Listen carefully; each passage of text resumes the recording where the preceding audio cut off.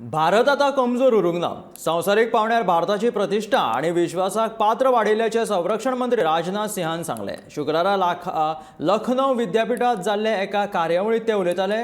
भारत हो एक असो देश जाणे हेर खंयच्याच देशांतल्यान 1 इंच लेगीत जमीन काबीज करूंक ना. आमच्या दायजाचो आमकां अभिमान आसा. आमी वासुदेव कुटुंबकम हांकां मानतात अशें तांचें म्हणणें आसा.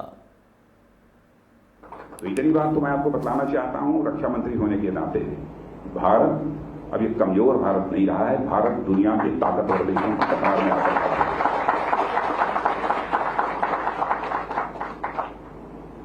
और भारत के स्वाभिमान पर यदि कोई चोट मारने की कोशिश करेगा तो उससे निपटने की हमारे अंदर ताकत है. देश को मैं आश्वस्त करना चाहता हूं,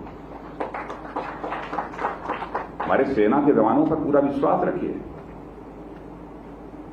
वैसे भारत के इतिहास के पन्नों को पलटकर आप देखें तो सहज रूप से आप इस नतीजे पर पहुंचेंगे. प्रारंभ से लेकर अब तक जितना इतिहास उपलब्ध है उन पन्नों को पलटकर देखें तो आप इस नतीजे पर पहुंचेंगे. भारत दुनिया का एक ऐसा देश है, न तो किसी देश के ऊपर कभी आक्रमण किया है, न तो दुनिया के किसी देश की 1 इंच जमीन पर कभी कब्जा किया है. यह भारत का चरित्र है. और हम लोग भी चाहे जो कुछ हो जाए दुनिया के किसी देश की 1 इंच जमीन पर भी कब्जा नहीं करेंगे. क्यों नहीं करेंगे?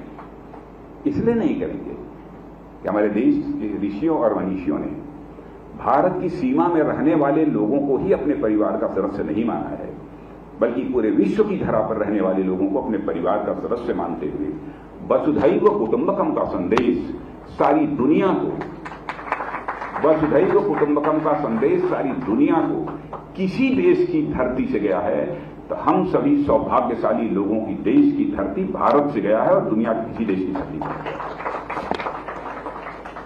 इसलिए हम कब्जा नहीं करते. हमको अपनी विरासत पर गर्व है.